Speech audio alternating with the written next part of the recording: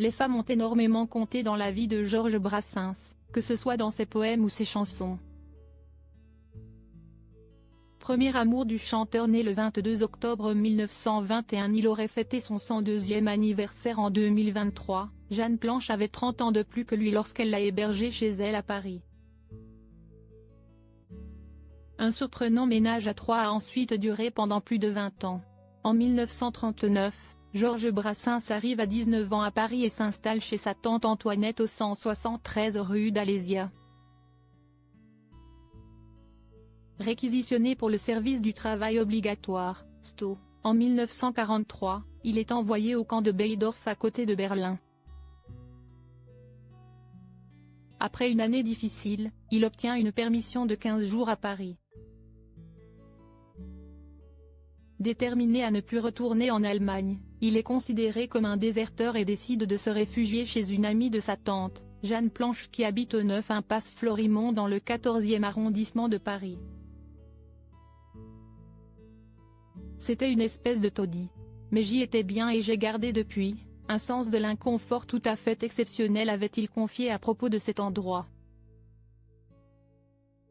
De 30 ans son aînée, Jeanne vit avec son époux Marcel et se prend rapidement d'affection pour Georges. Si est d'ailleurs elle qui lui offre sa toute première guitare.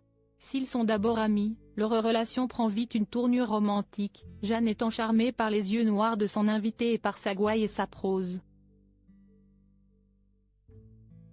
Une relation à trois surprenante prend alors vie dans l'appartement, Marcel semblant même valider l'infidélité de sa femme. Très amoureux, Georges Brassens dédie 2 chansons à Jeanne, La canne de Jeanne ainsi que La Jeanne. Son époux Marcel lui a aussi inspiré un morceau, l'Auvergnat. Entre deux faits à la fin de la guerre en 1947, Georges Brassens tombe amoureux d'une autre femme, Joa Ayman.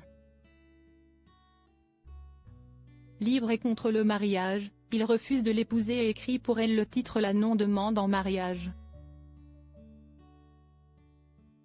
Il la surnomme Puppechen, petite poupée en allemand, et lie avec elle une relation très forte, à tel point qu'elle se fera enterrer à ses côtés en 1999 à Sète. Malgré cette histoire d'amour, Georges Brassens a toujours gardé un lien avec Jeanne et n'a cessé d'aller et venir impasse Florimond. Comble de l'histoire, ce qui a sonné le glas de leur relation est la jalousie.